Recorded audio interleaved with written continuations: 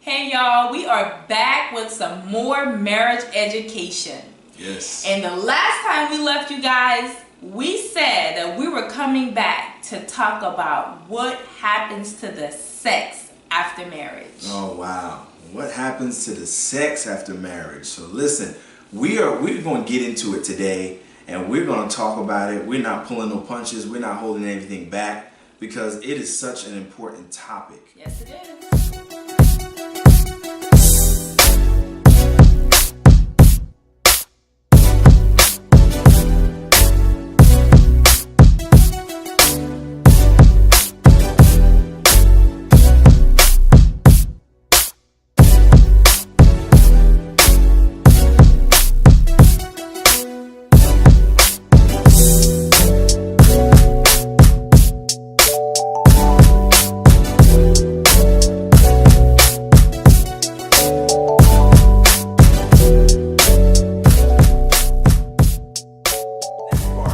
This next part, y'all stay with us because this next part is something that I really like. I want to speak up for the fellas. Fellas, can I speak up for y'all? Can I be y'all voice right now for the Here fellas? we go, All right, fellas. fellas, I got your back. I got your back right here because I want to tell them what he wished his wife knew about him.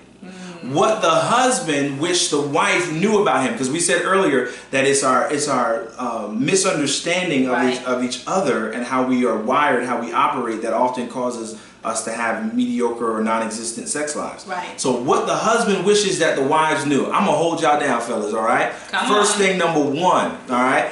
The man, the husband, he needs his wife to know that he is visually stimulated. Visually stimulated. Visually right. stimulated, okay? That means that he is attracted to what he sees with his eyes. And so what does that mean? That means, woman, the way that he found you, you got to keep that up, you know? Keep it up. Keep on getting your hair done. Keep on, wearing makeup. Keep on making sure that you're attractive for your spouse. Right. You got to watch your figure to a certain degree. Right. It's not all about that, but if he met you, at a size 6, a size 60 might be a problem. Right. Right? So you gotta understand that a man is visually stimulated. Right.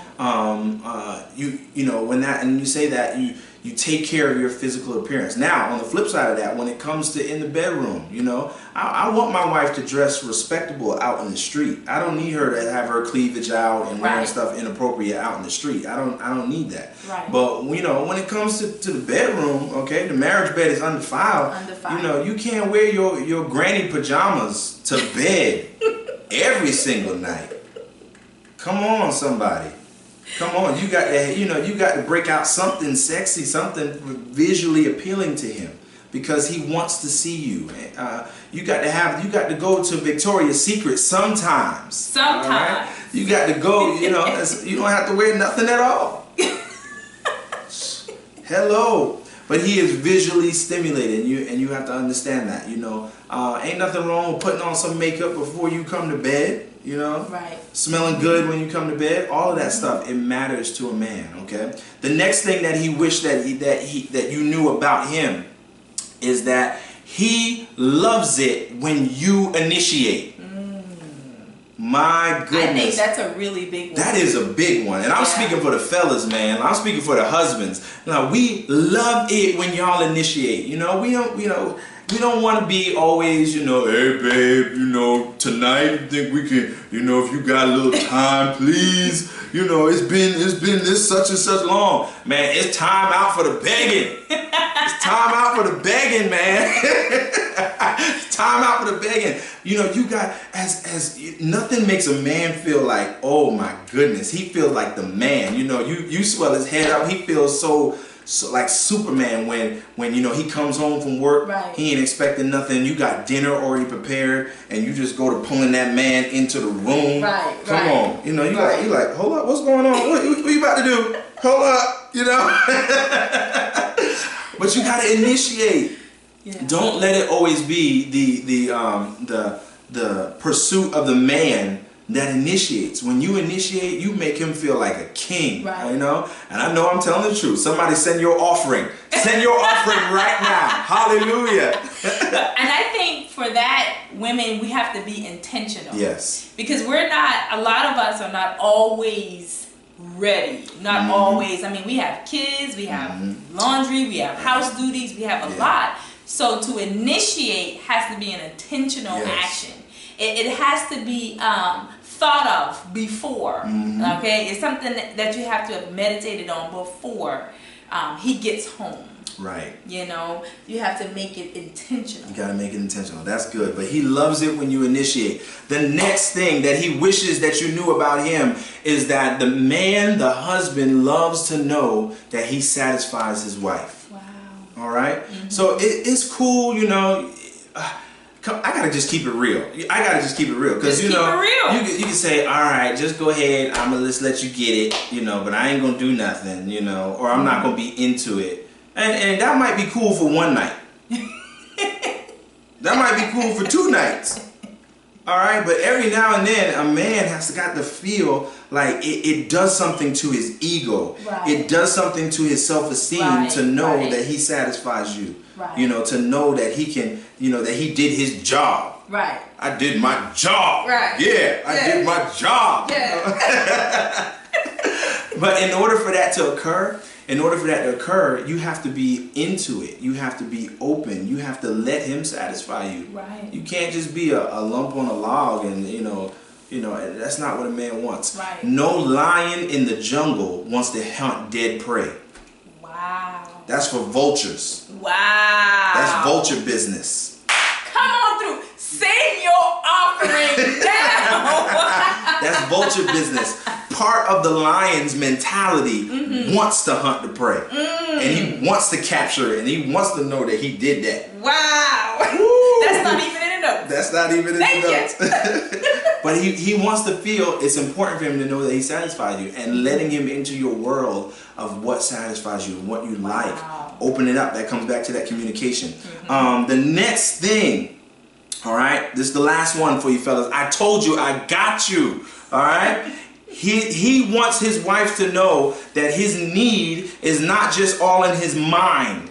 It's not just all in his mind, but he is physiologically wired to desire you. God placed it in him to desire a woman. God placed it in him to desire his wife. Right. And it's not just in his mind. You mean, oh my God, you want it again? We just did it like 3 days ago, a week ago. I mean, you something wrong with you. You must be a pervert or something. What are you watching during the day? What are you doing? What are you thinking about? What are you thinking? You want again? You know, I think someone... That is of the devil. Women binding spirits. You let the devil put them thoughts in your mind? No. Understand, it's not... God wired, you know, physiologically, from a scientific level, men have testosterone and different hormones that are released in their body that causes them to have a sex drive. And it's not always the man who is more sexual. Let me say that. That's right. We don't want to stereotype. No, because it's not. But typically men, because their makeup is designed to desire it. And you know, there's sometimes, you know, if we get real busy and it's been, you know, a couple days, you know, sometimes that desire is so strong that I can't hardly see nothing else except that, you know, how was your day at work? Sex. What you want for dinner? Sex. You know, what happened today? Sex. You know, like I'm like, can't see nothing else until that happened, until we get intimate. You know, and I'm telling you, your man will go through. Right. He'll go through That's some true. changes. That's true. And you know, but it's not all in his mind. And please understand that, wife, woman, it's not all in his mind. There's something physical like hunger. There's something physical like hunger that is in him that causes him to have that drive. You know what it feel like to be hungry. Right. And you just, you know, you can't hardly work, you can't hardly act right until you get something to eat. You get the shakes. You get the shakes, you get hangry. Well, he's going through the same thing with a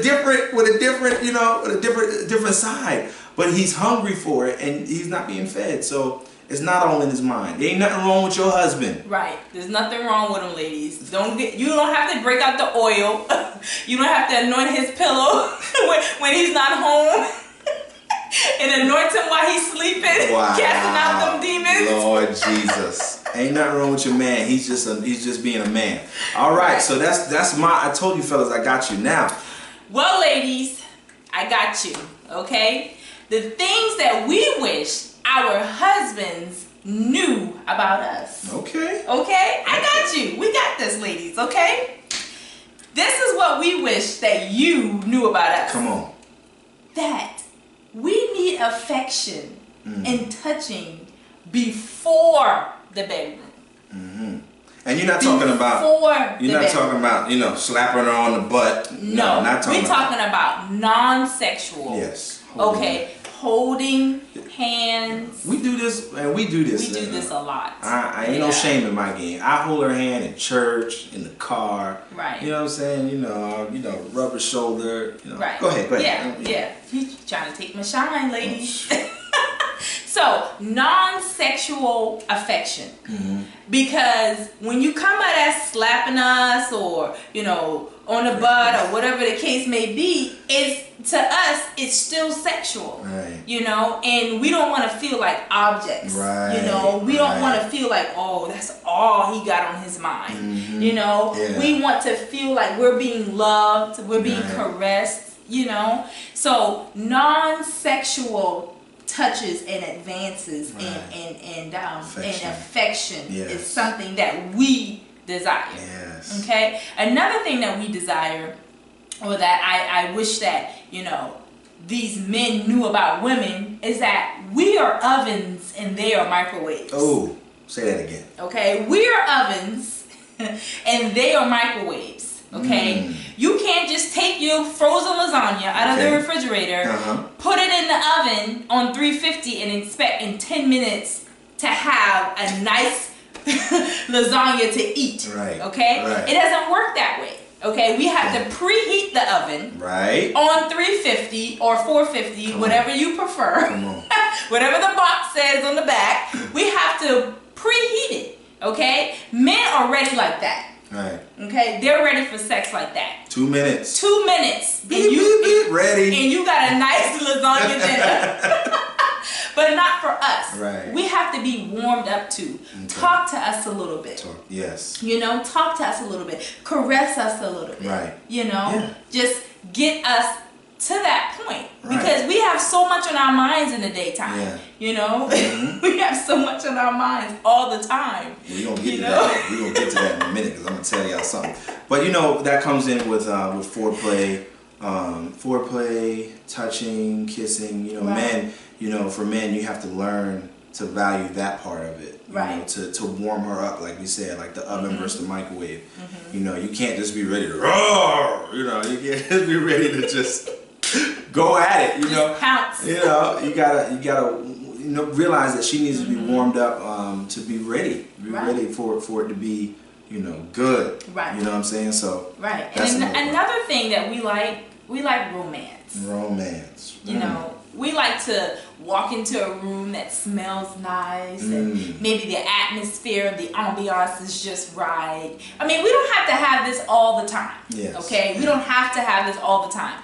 But it's nice to know that you thought about us, okay, in that way, to be romantic and not just think about jumping in the bed. Right. You know, just jumping in the bed and let's get it on. You know, you thought about my emotional part. Right. Okay? Because the romance is connected to the emotions. Yes. And women are typically emotional creatures. Okay? And that romance is connected to my heart. Wow. It's connected to my emotions. Yes. Okay? And it's going to allow me to be relaxed. Yes. Little music or something. It's going to allow me to be relaxed. Right. And it's going to allow me to give myself to you even the more. Yes. Right? Yes, Lord. And you got to relax her physically and relax her mind. Because now I'm going to tell y'all the story. All right? Because my wife, her mind is I'm a thinker. Always firing off. All right? And so, you know, her mind wanders from time to time, you know. And so, you know, one day, you know, I'm just trying to get her ready, trying to get her prepared, you know, and I'm doing my best work, you know, setting it up, and ain't nothing happening, no reaction, you know. So after a while, I'm like, what's wrong? Like, everything I'm trying, everything I'm doing, ain't nothing happening. She's like, oh, you know, babe, I'm thinking about something with the ministry. I said, what? You mean to tell me I'm doing all this and you think about the church? I mean, no reaction. Like, I was just spinning my wheels, wasting my time. You know, fellas, and the women don't like that, man. You think you're doing, you know, you think you're doing a good job, doing a good work, but she looking up at the ceiling fan and saying, well, my God, there's a lot of dust on that ceiling fan. I really need to clean this. And you're like, why ain't nothing going on? I guarantee you that ceiling fan will be clean from now on. We don't need no distraction, but you gotta relax her mind. You gotta relax her mind sometimes, and that romance and setting the mood sometimes helps to bring her in. Right. Doing something sweet or thoughtful, right, you know, prepares that, you know. Right.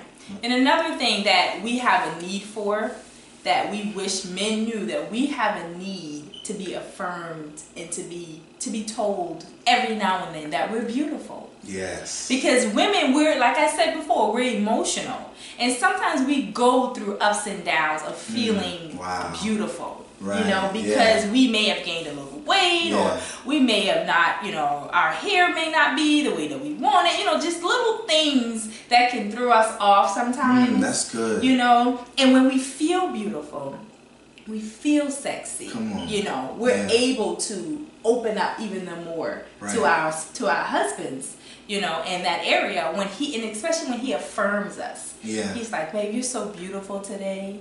Oh, you look so beautiful. And you do a great job of that. Well, you know, and thank you, babe. I think that, you know, we went through a little financial crisis, you know, in the course of our marriage. And you weren't always able to get your hair done as much as you wanted, or your nails done, or buy that new outfit. Right. And do you know that thing actually, it changed the way you felt in our sex life. And I didn't realize, but I realized, you know, as things got better and you would buy that new dress or get your hair done, you know, I noticed a difference in you. Like, wait a minute, you know, you know what I'm saying? But sometimes, you know, a man to think, well, she should know she's beautiful. Look at her.